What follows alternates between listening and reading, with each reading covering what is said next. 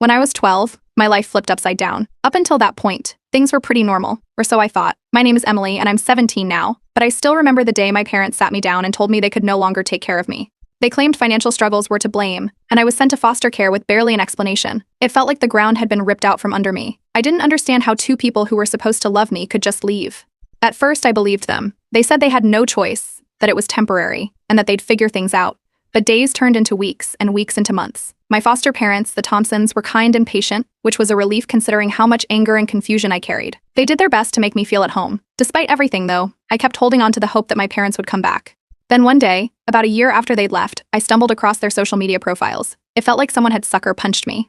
Instead of the financial struggles they'd claimed, I found photos of them sipping cocktails on beaches, posing in front of landmarks, and talking about how free their new lifestyle made them feel. They had become full-time travelers, living their so-called dream while I was stuck in foster care trying to piece my life back together. I couldn't believe what I was seeing. They even had a travel blog, complete with pictures and captions like, "Living our best lives," and "Grateful for this amazing journey." There was no mention of me, my little brother Jake, or the life they left behind. I read every post obsessively, hoping for some kind of explanation, but all I found was their endless bragging about how much they loved their new life. Jake, I later learned, had been sent off to boarding school, like some unwanted afterthought. That was the moment I knew I couldn't count on them anymore. My heartbreak turned into something else. Determination. If they weren't going to be there for me, then I'd have to figure it out myself. The Thompsons helped me a lot during that time. They weren't rich or flashy like my parents pretended to be, but they were kind. They made sure I had what I needed, encouraged me in school, and gave me a sense of stability I hadn't realized I was missing. I threw myself into my studies, joining every club and extracurricular I could. It was my way of staying busy, but also my way of proving to myself that I could rise above the situation. I met my best friend Sarah that year. She had this ability to make everything feel normal, even when my life was far from it. She didn't judge me when I told her my parents had left, or when I vented about how unfair it was. She just listened, and honestly, that made all the difference. But my parents weren't done shaking up my life. One day, while scrolling through their blog again, because let's be honest, I couldn't stop checking, I saw a new post. This one hit harder than the others.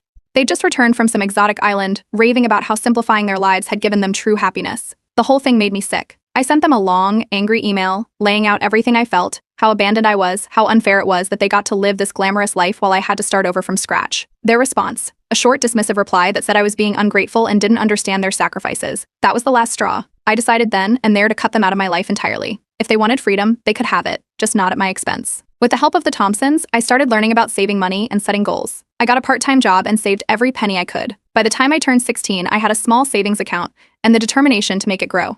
That year, I also found out I'd qualified for a scholarship. It wasn't just any scholarship either. It covered nearly everything. I still remember the look on Mrs. Thompson's face when she found out. She was so proud she almost cried. Hearing her talk about me like that made me realize how far I'd come. By the time I turned 17, I was thriving. I'd won an Academic Excellence Award, which got a lot of attention online. I'd posted about it, excited to share my accomplishment, only to see a comment from my parents. They wrote something generic, like, "So proud of you. Let's reconnect soon." It was infuriating. They hadn't been there for me. And now that I was finally succeeding, they wanted to swoop back in? No way. I didn't reply. Instead, I focused on my future. I had a plan, and I wasn't going to let them derail it. I'm 17 now, and things have started to look up for me. Against all odds, I secured a full ride to an Ivy League school to study business. The Thompsons were ecstatic when I told them, and honestly, their excitement made the moment even better. It felt like everything I'd worked so hard for was finally paying off. I packed my things and moved into my dorm, determined to make the most of this opportunity. In my first semester, I landed an internship at a major investment firm. It wasn't glamorous, mostly data entry and shadowing, but it was a foot in the door. I didn't mind starting small. Every experience was a step closer to my goal of financial independence. A few months into my first year, I got an email from my parents. It was the first time I'd heard from them in years. They wrote about how things had been difficult lately and mentioned that they were proud of my accomplishments. At first, I thought it was a generic attempt to reconnect. Then, towards the end of the email, they slipped in a comment about how hard it was to make ends meet and how they'd appreciate any help I could offer now that I was doing well. I didn't respond. I'd cut them out for a reason, and I wasn't about to let them worm their way back into my life now that they needed something. Ignoring them felt like the right move, but they didn't stop there. A few weeks later, I got a message from Jake. Jake and I hadn't talked much since everything happened. He'd been sent to boarding school when we were kids, and our parents kept us so separate that it felt like we'd grown up in different worlds. When I saw his name pop up on my phone, I wasn't sure what to expect. He apologized for being distant and told me our parents had been contacting him, trying to get through to me. He mentioned that they were pressuring him to help bring the family back together and had even guilted him about how I'd abandoned them. I invited Jake to visit me at school. I hadn't seen him in years, and I needed to know what was really going on. When he showed up, he looked different, older, but also tired in a way that didn't seem right for someone his age. Over coffee, he told me about his life at boarding school. It sounded strict and miserable, the kind of place that broke kids down instead of building them up. Then he dropped the bombshell. Our parents were broke. They'd been struggling for a while, maxing out credit cards to keep up the image of their dream life. Jake told me they were back in the US, now trying to become travel influencers, but it wasn't working. They'd burned through their savings and were in serious debt. Apparently, they'd started selling off personal belongings just to stay afloat. Hearing this didn't surprise me as much as it probably should have. I knew their lifestyle wasn't sustainable, but it still felt strange to have confirmation. Jake mentioned that he was planning to leave boarding school early and stay with friends because he couldn't take it anymore. I supported his decision and told him to let me know if he ever needed help. Meanwhile, my internship was going well. I must have done something right because they offered me a part-time paid position during the school year. Balancing work and classes wasn't easy, but I'd gotten used to juggling responsibilities. It felt good to know I was earning my own money and building a future that no one could take away from me. Things got a little weird when my parents started popping up on my LinkedIn posts. They commented on one of my updates about the internship, writing something along the lines of how proud they were of me and how they'd love to catch up. It made my skin crawl. I didn't want my professional network seeing those comments. I talked to my boss about it, and she advised me to block them if it became a distraction. That's exactly what I did. Around this time, I started a side hustle teaching financial literacy to other students. It was something I'd picked up from the Thompsons, who taught me how to manage money when I was still in foster care. The hustle gained traction faster than I expected, and soon I was running workshops and creating resources. It felt good to give back, especially knowing how many people didn't get this kind of guidance growing up. Then a family friend reached out to me with some unexpected news. They told me my parents were on the verge of bankruptcy. Apparently, their attempts at being travel influencers hadn't panned out, and they were drowning in debt. Hearing this was bittersweet. On one hand, it was a reminder of how far I'd come without them. On the other hand, it was hard not to feel a twinge of sadness for how far they'd fallen. By the end of that year, I felt more secure than ever. I had a part-time job, a growing side hustle, and a clear path forward. Jake was out of boarding school and staying with friends, which was a relief. As for my parents, they were still floundering, trying to maintain the illusion of their perfect life while everything crumbled around them. I didn't know what their next move would be, but one thing was clear: I wasn't going to let them drag me down with them. By the time I turned 22, I had officially graduated with honors, a business degree in hand, and a six-figure job lined up at a top firm. It felt like the culmination of years of grinding, from working part-time jobs to building my side hustle. The Thompsons and Jake were by my side every step of the way, cheering me on, while my parents had stayed on the periphery, popping up occasionally with their desperate attempts to reconnect. I thought I had prepared for anything, but nothing could have prepared me for what happened on graduation day. The ceremony was perfect until it wasn't. I walked across the stage, shook hands with the dean, and felt a wave of pride as I saw the Thompsons and Jake in the crowd clapping for me. Afterward, we gathered outside to take pictures. That's when I saw them. My parents, standing at the edge of the crowd, looking out of place and clearly waiting for the right moment to make their move. They didn't wait long. As soon as I turned around, they walked straight toward me, cutting through the crowd. They acted like no time had passed, like we were some picture-perfect family here to celebrate my big day together. My dad started talking about how proud they were of me, while my mom got emotional, saying they'd made mistakes but had always wanted the best for me. They claimed they'd been misguided and that everything they did was for the family. Their tone changed when I didn't react the way they wanted. I calmly reminded them that they had abandoned me when I was 12, left Jake in a joyless boarding school, and lived their dream life while we both struggled. I told them that showing up unannounced and making a scene wasn't the way to fix things. Then I asked them to leave. They looked stunned, like they hadn't expected me to stand my ground. Jake stepped in at that point, telling them he was done with their manipulation. He said that after everything they had put us through, they had no right to disrupt this moment. It was the first time I'd seen him stand up to them like that, and I could tell it wasn't easy for him. Our parents didn't argue. They just walked away, blending into the crowd as quickly as they had appeared. The Thompsons were the opposite. They called the day a celebration of how far I'd come and said they couldn't be prouder to call me their daughter. We took more pictures, ate dinner, and made the day everything it was supposed to be, about my hard work and the people who had truly supported me. But my parents weren't finished. Over the next few weeks, they tried every avenue to get back into my life. They contacted distant relatives and old family friends, telling them I was ignoring them and refusing to forgive them for the sake of family unity. A cousin reached out, warning me that my parents were considering suing me for financial support. At first, I thought it was a bluff, but the more I heard, the more serious they seemed. I consulted a lawyer, who assured me they didn't have a case, since I'd been placed in foster care and had no legal obligation to them. Their threats were empty. Still, the fact that they would even consider suing me showed just how far they were willing to go. When that didn't work, they turned to social media. They started posting long rants about how I was an ungrateful daughter who had forgotten her roots. They painted themselves as victims, claiming they had sacrificed everything for me and Jake only to be abandoned in their time of need. Their posts were dramatic and full of half-truths, but I knew better than to engage. My colleagues and friends saw the posts and rallied around me, reminding me to focus on my work and let the noise fade into the background. Meanwhile, my side hustle had taken off. What started as workshops and resources for students had grown into a full-fledged consulting business. I was running webinars, collaborating with schools, and even speaking at events about financial literacy. It felt surreal to watch something I'd built from scratch become so successful, and it gave me even more confidence to keep moving forward. My parents, however, weren't done stirring up drama. They somehow found my boss's contact information and reached out, claiming I owed them for my success and accusing me of being ungrateful. My boss thankfully saw right through their nonsense. She told me about the email they'd sent and advised me to ignore it. She even joked that they were only proving how strong I was for rising above such a toxic situation. Jake took things a step further. He made a public post on his own social media, defending me and exposing our parents' actions. He wrote about how they had abandoned us, tried to guilt us into helping them, and even threatened legal action when things didn't go their way. His post gained traction, with people sharing it and calling out my parents for their behavior. I decided it was time to address the situation myself. I made a brief public statement, acknowledging the lies my parents had spread and clarifying that I had no intention of reuniting with them. I kept it professional and focused on the truth, then shifted the focus back to my work and the future. The drama didn't stop my momentum. If anything, it fueled me to keep pushing forward. My business continued to grow, and the support from Jake, the Thompsons, and my colleagues only made me stronger. My parents' attempts to tear me down had failed, and for the first time in a long time, I felt completely in control of my own story. By the time I turned 24, I had reached another major milestone: buying my first home. It wasn't just a house, it was proof that everything I'd worked for was finally paying off. The house was a cozy, modern place in a quiet neighborhood, and I couldn't wait to fill it with memories. To celebrate, I invited the Thompsons and Jake over for a housewarming. They'd been my rock through everything, and it felt right to share this moment with them. The day of the party was perfect. The house was decorated with flowers and lights, and I'd ordered way too much food. The Thompsons brought a homemade cake, and Jake showed up early to help set up. We spent the afternoon laughing, sharing stories, and talking about how far we'd all come. It was everything I'd hoped for, until the doorbell rang. I wasn't expecting anyone else, so I opened the door without thinking. Standing there, looking disheveled and out of place, were my parents. They told me they were homeless and had nowhere else to go.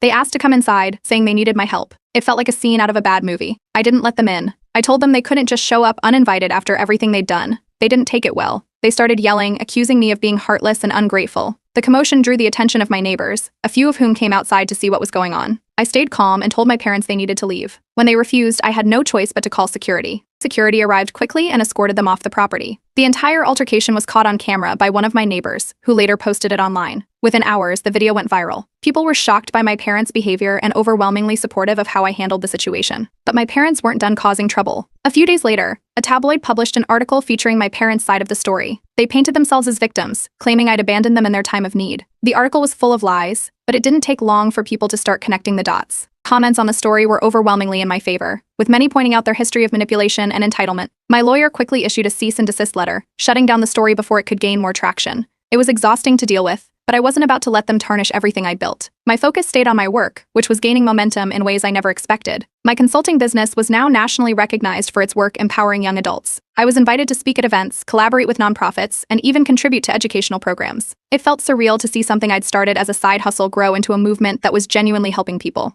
Around this time, I reconnected with Sarah, my best friend from high school. We drifted apart during college but quickly picked up where we left off. She became one of my biggest cheerleaders, always reminding me of how far I'd come and helping me stay grounded. Having her back in my life felt like another piece of the puzzle falling into place. Meanwhile, Jake updated me on our parents' situation. They were living in a rundown motel, still trying to maintain appearances despite their obvious struggles. Hearing this didn't bring me any satisfaction. It just reinforced how much I needed to keep my boundaries. Then, something unexpected happened. A documentary crew reached out, interested in telling my story. They wanted to highlight my journey from foster care to success, focusing on the challenges I'd faced and how I'd overcome them. I agreed, not for the attention, but for the chance to shed light on the flaws in the foster care system. If my story could inspire even one person, it would be worth it. As filming began, word got back to my parents. They weren't happy. They sent me a message threatening to sue for defamation if they were mentioned in the documentary. My lawyer assured me they had no case, especially since I wasn't planning to name them directly. I moved forward with the project, refusing to let their threats hold me back. When the documentary premiered, it received massive attention. People from all walks of life reached out to share their stories, thank me for speaking out, or offer their support. It was overwhelming in the best way. The film opened doors I never imagined, from new business opportunities to partnerships with organizations dedicated to reforming the foster care system. Predictably, my parents tried to use the documentary to their advantage. They made a public apology, claiming they'd changed and wanted to make amends. But it was clear they were more interested in the attention and potential financial gain than in genuine reconciliation. I didn't respond. I had more important things to focus on. With Sarah, Jake, and the Thompsons by my side, I stayed focused on my work and the life I was building. My parents could spin their stories however they wanted. It didn't matter anymore. Their actions only reminded me of how far I'd come and how much power I had over my own narrative. For the first time in years, I felt truly free. Not long after the documentary aired, Jake called me with an update about our parents. He'd kept tabs on them out of morbid curiosity, and what he found wasn't surprising. They'd been evicted from the rundown motel they were staying in for non-payment. From what Jake gathered, they were now living out of their car, still blaming me for their downfall. Jake shared this news with a tone of frustration, but also relief. He was beginning to see through their endless excuses and manipulations. Despite their situation, they were still acting like victims, telling anyone who would listen that I had turned my back on family. It was the same tired story, just in a different setting. Around that time, I received an unexpected invitation to speak at a global financial empowerment summit. It was a huge honor and completely out of the blue. The summit featured some of the biggest names in the industry, and I was thrilled to be included. My work with financial literacy had gained recognition, and this was another opportunity to share what I'd learned and hopefully inspire others. The event was incredible. The venue was massive, with a packed audience and cameras broadcasting live to an even larger online crowd. I was halfway through my talk when I noticed a commotion at the back of the room. It didn't take long to figure out what was happening. My parents had shown up and were trying to get past security. They were yelling about how I was ignoring my real family and how they deserved a chance to speak. Security quickly intervened and escorted them out before they could cause a bigger disruption. The incident didn't faze me as much as it might have years ago. I finished my talk, focusing on the audience in front of me. Later, when clips of the event started circulating online, many people commended how calmly I handled the situation. Some even speculated about who the disruptive pair were, but I left it alone. It wasn't worth addressing publicly. After the summit, I reconnected with some distant relatives I hadn't spoken to in years. They'd seen the documentary and reached out to tell me how proud they were of everything I'd accomplished. A few of them shared stories about my parents from before they left me and Jake, stories that painted a clearer picture of their pattern of selfish behavior. It was validating to know that others saw through their facade, even before things fell apart. Not long after, my parents took their antics to the next level. They started crowdfunding campaigns, claiming they were destitute because I refused to help them. They framed it as a sob story about being abandoned by their successful daughter, conveniently leaving out their years of neglect and manipulation. The campaigns gained some traction at first, but it didn't take long for people to connect the dots. Multiple users flagged the campaigns for fraud, and they were eventually taken down. The backlash only worsened their reputation. While all this was happening, I quietly made arrangements to help Jake. He had been through so much, and I wanted to make sure he had the support he needed to heal. I found a therapist he trusted and set up educational resources to help him explore his own career goals. He'd always been smart and resourceful, and I wanted to give him every chance to thrive. Around the same time, a viral investigative article surfaced about my parents. A journalist had dug into their history and exposed years of exploiting others, from unpaid debts to manipulative behavior. The article detailed their pattern of blaming others for their failures and refusing to take responsibility. It spread quickly, and any remaining sympathy they had from the public vanished. With everything happening, I decided it was time for a break. I purchased a vacation home, a cozy cabin near the mountains, and invited Jake and the Thompsons for a holiday. We spent the week hiking, cooking meals together, and simply enjoying each other's company. One night, as we sat by the fire, Jake thanked me. He told me I'd given him the family he always wanted, and that he couldn't imagine where he'd be without my support. It was a moment I'll never forget. As I reflected on everything, I realized just how far I'd come. My parents, who once had so much control over my life, now had none. They'd been spotted working menial jobs, ignored by the public and stripped of the influence they'd once wielded through manipulation. It wasn't about revenge, it was about knowing that I was no longer under their shadow. My consulting firm had expanded internationally by then, with offices opening in several countries. The work was fulfilling in ways I couldn't have predicted, and I was proud of the legacy I was building. Still, I felt a pull to give back even more. Inspired by my own experiences, I decided to donate a portion of my wealth to foster care reform. The money would fund scholarships, mentorship programs, and resources for kids like me who had been through the system. For the first time in a long time, I felt completely at peace. My life wasn't perfect, but it was mine. I had the family I chose, the career I built, and the freedom to write the next chapter on my own terms. And that was more than enough. A few years after buying my first home, my life hit another major milestone. I got married. My partner, someone who had been my biggest supporter, shared my values and truly understood my journey, proposed in a way that felt simple yet meaningful, exactly what I wanted. We decided to keep the wedding small, inviting only those who had genuinely been there for me, the Thompsons, Jake, Sarah, and a few close friends. It was a day filled with love, laughter, and celebration. But of course, my parents tried to ruin it. On the day of the wedding, just as the ceremony was about to start, security informed me that 2 people were at the gate insisting they were family. It didn't take long to figure out who they were. My parents, true to form, had shown up uninvited. Security handled it quickly and professionally, escorting them away before they could cause a scene. I barely gave it a second thought. I wasn't going to let them disrupt one of the happiest days of my life.